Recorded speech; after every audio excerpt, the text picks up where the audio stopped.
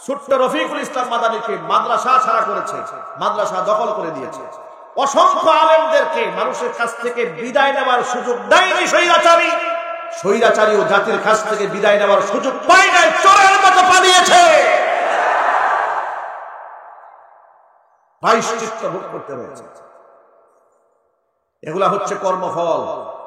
কর্মফল থেকে আপনি তাবিজ করেও মানুষকে বাঁচাইতে পারবেন না।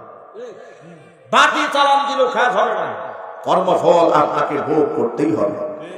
যদি বলেন ঠিক কিনা বলেন। কত দেশে যাওয়ার জন্য উনি ধান্দা করেন, কেউ ভিসা দেয় না। আরে আফসোস, যিনি নাকি শান্তিতে নোবেল পাবে, এ মাদার অফ হিউম্যানিটি, মানবতার মা। আমরা বলি মাদার অফ ডাইনি। কথা বলতে হবে ঠিক কিনা যদি বলে। মাদার অফ ডাইনি নোবেল তিনি পাবে। ক্ষমতায় থাকা অবস্থায় দম্ভ অহমিকায় বলতো গোটা বিশ্বের পাওয়ারফুল নেতা, বিশ্বের এমন পাওয়ারফুল নেতা ইন্দুরের গর্ত পাচ্ছে না পালাবার জন্য। সুতরাং সবক গ্রহণ করেন, শিক্ষা গ্রহণ করেন। আগামী সম্পর্কে আমরা কেউ জানি না, ওরাও জানতো না, যার কারণে ওরা ধারণা করতে পারে নাই যে নৌকা 41 সালে তীরে গিয়ে ভিড়বে, সেটা কেমনে 24 সালে মাঝখানে গিয়ে ঢুকলো। ঠিক না ভাই? ওরা তো বলেছিল এই নৌকা চলছে তো চলবে, একেবারে নূহ নৌকার মতো, একবার যদি পাহাড়ে গিয়ে ঠেকবে 41 সালে। কিন্তু যদি পাহাড়ে যাওয়ার আগে মোদির লগে গুতাগুতি করে 24 শেষ। কথা বলতে হবে মুসলমান, ঠিক কিনা বলে।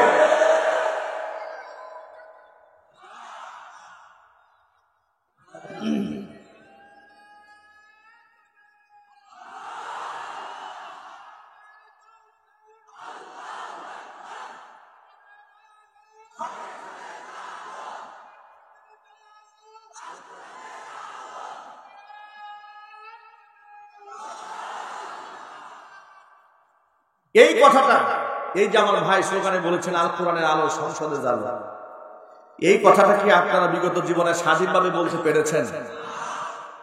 কুমিল্লাটা আমার মনে আছে, কত বছর আগে সে কথা মনে নাই, কিন্তু ঘটনা কুমিল্লা লালমাইতে ঘটেছে। আমি খুতবা দিচ্ছি, বক্তৃতা করছি, এমন সময় মাঝখান থেকে এক লোক দিয়েছে স্লোগান, সেই জাতের স্লোগান। এক সময় বলেছে ভারতের দালালেরা হুঁশিয়ার সাবধান। এই বেচারা যে ভারতের দালালেরা হুঁশিয়ার সাবধান বলেছে, একটু পরে পুলিশ স্টেজে ভরে গেছে। এসব আমাকে বলে হুজুর বয়ান শেষ করে দোয়া করেন, ওয়াজ আর হবে না। কেন? বলেছে ভারতের দালালেরা হুঁশিয়ার সাবধান। আমি বললাম না, শ্রোতায় বলেছে, আমার দোষ কি? না হয় সে বলেছে ভারতের দালালেরা হুঁশিয়ার সাবধান, তো ভারতের দালাল তো সে বলেছে, কিন্তু নাম তো সে বলে নাই। আপনাদের গায়ে লাগলো কেন? কথা বলছে কিনা বলেন। বাটি চালান দিয়েছে চোর ধরার জন্য, বাটি তো ওই দিকে যাবে, চোরের দিকে। ঠিক না ভাই? আমার প্রিয় বন্ধুগণ, আল্লাহ পাক যেন এই কথাকে কবুল করেন। আল কোরআনের আলো ঘরে ঘরে জ্বালো, আল কোরআনের আলো সংসদে জ্বালো। সংসদ পর্যন্ত কোরআন যাওয়ার দরকার আছে না নাই? পক্ষে আছেন কারা কারা? তো হাত দেখতে চাই। আল্লাহ তুমি প্রতিটা হাতকে ইসলামের কর্মী বানায় দাও, ইসলামের সৈনিক বানায় নজর করাবি। আমার প্রিয় যুবক ভাইরা, মূল কথায় ফিরে আসি। আগামী সম্পর্কে, মুস্তাকবাল সম্পর্কে, ফিউচার সম্পর্কে আমরা কেউ অবগত নই। যদি স্বৈরাচারী অবগত থাকতো তাহলে এতগুলো আইটেমের রান্না হতো না। ঠিক কিনা বলেন? স্বৈরাচারী বলেছে আমার তো চাওয়া পাওয়া বলতে কিছু নাই, এত বড় আল্লাহর ওলি আপনারা তারাই দিলেন, কাজটা কিছু হইল।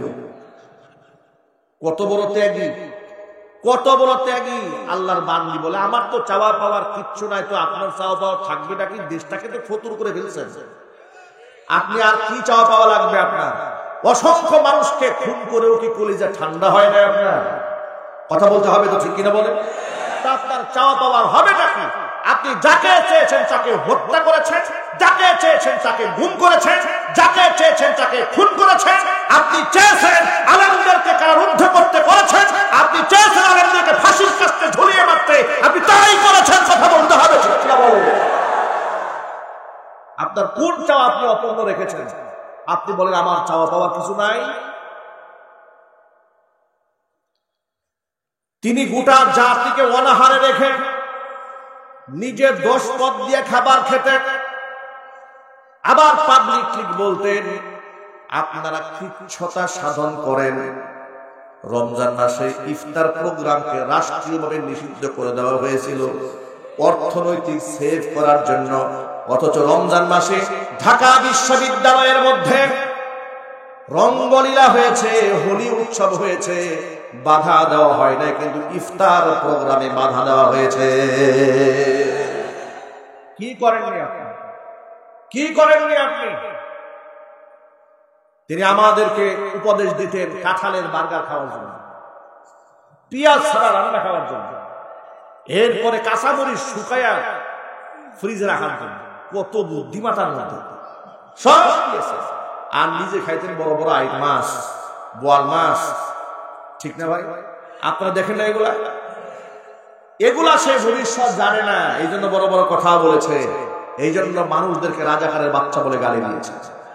সে ভবিষ্যৎ জানে না, তাদেরকে পালাতে হবে তাদের প্রভুদের কাছে। এবার মূল কথা আসি, এক বাক্যে জবাব দিয়ে বলেন ইন ফিউচার কে জানেন? আটলা গানটা জুড়ে বলেন ভবিষ্যৎ একমাত্র কে জানেন? কোন পীর সাহেব জানেন, কোন আলেম জানেন, কোন আল্লাহর ওলি জানেন? যিনি একমাত্র জানেন তিনি কে? আল্লাহ বলছেন ওয়ামা তাদরি নাফসুম মাযা তাকসিবু গাদা ওয়ামা তাদরি নাফসুম বিআইয়ি আরদিন তামুত। কোন মাটিতে মানুষ মারা যাবে সেটাও মানুষ জানে না। তাহলে এই যে 5টা জ্ঞান, এই 5টি জ্ঞান একমাত্র রবের কাছে সংরক্ষিত আছে। আনাস ইবনে মালিক বলেন ওই লোকটা এসে রাসূলকে যখন জিজ্ঞেস করলেন কিয়ামত কবে কায়েম হবে, ফাসাকাটা, নবী চুপ হয়ে গেলেন, জবাব নাই। দ্বিতীয়বার আবার জিজ্ঞেস করেছেন, নবীজি কোনো জবাব দেননি। তৃতীয়বার আবার জিজ্ঞেস করেছে। এবার নবী সাল্লাল্লাহু আলাইহি ওয়াসাল্লাম তাকে বললেন শোনো, বারবার কিয়ামতের কথা জানতে চাও, কিয়ামতের মাঠ তো বড় ভয়াবহ মাঠ। ফামা আ'দাত-তালাহা, কিয়ামতের জন্য তোমরা প্রস্তুতি কি, তোমার প্রিপারেশন কি? তুমি বারবার জানতে চাচ্ছ কিয়ামত কবে। কিয়ামতের মাঠ তো এত ভয়াবহ মাঠ। ইয়াউমা ইয়াফিরুল মারউ মিন আখিহি ওয়া উম্মিহি ওয়া আবিহি ওয়া সাহিবাতিহি ওয়া বানিহি। কিয়ামতের মাঠে তো ইয়াউমা ইয়াফিরুল মারউ মিন আখিহি, মানুষ তার ভাই থেকে, ওয়া উম্মিহি তার মা থেকে, ওয়া আবিহি তার বাবা থেকে, ওয়া সাহিবাতিহি তার স্ত্রী থেকে, ওয়া বানিহি তার সন্তানদের থেকে মানুষ পলায়ন করবে। এত ভয়াবহ মাঠ, সেই মাঠের জন্য তোমার প্রস্তুতি কি? সাহাবী বলছেন ইয়া রাসূলুল্লাহ, ইয়া হাবিবাল্লাহ, কিয়ামতের মাঠের জন্য অনেক নামাজ, অনেক রোজা, অনেক দান সদকা জমা করতে পারি নাই, তবে অন্তর থেকে আল্লাহ এবং তার রাসূলকে বড্ড ভালোবাসি। আল্লাহর নবী রাহমাতুল লিল আলামিন তখন জবাবে বললেন আল মারউ মা মান আহাব্বা ওয়া আনতা মা'আল্লাযী আহাব্বাতা। সাবির শোনো, পৃথিবীতে যে যাকে ভালোবাসবে পরকালে সে তারই সাথী হয়ে দাঁড়াবে। ওয়া আনতা মা'আল্লাযী আহাব্বাতা, তুমি যাকে ভালোবেসেছো তার সাথেই তোমার হাসর নসিব হয়ে যাবে। বর্ণনাকারী সাহাবী হযরত আনাস বলেন এই হাদিসটা সাহাবায়ে কেরাম শোনার পরে সাহাবায়ে কেরাম এত আনন্দিত হলেন, এত হাস্যোজ্জ্বল হলেন, এতটা আনন্দিত আর উদ্বেলিত তারা হয়ে গেলেন, আমি আমার গোটা জীবদ্দশায় সাহাবীদেরকে এত আনন্দিত কোনোদিনও হতে দেখি নাই। কারণ সাহাবায়ে কেরাম সেদিন বুঝতে সক্ষম হয়েছিলেন যার সাথে যার মহাব্বত তার সাথেই তার কিয়ামত যদি হয়েই থাকে। আর এটা নবীর মুখ থেকে বের হয়েছে। আপনারা এক বাক্যে জবাব দিয়ে বলেন রাসূলের জবান থেকে যে কথা বের হয় এটা কি মন গড়া নাকি আল্লাহর কথা? আল্লাহ রাব্বুল আলামিন তার হাবিব সম্পর্কে কোরআন মাজিদের মধ্যে বলেছেন ওয়ামা ইয়ানতিকু আনিল হাওয়া ইন হুয়া ইল্লা ওয়াহয়ুন ইউহা। আমার নবীজি মন গড়া কোনো কথা তিনি বলেন না, যা তিনি বলেন ওহী প্রত্যাদেশ পাওয়ার পরেই তিনি বলেন। জোরে জোরে বলেন সুবহানাল্লাহ। একটা মজার তথ্য আপনাদেরকে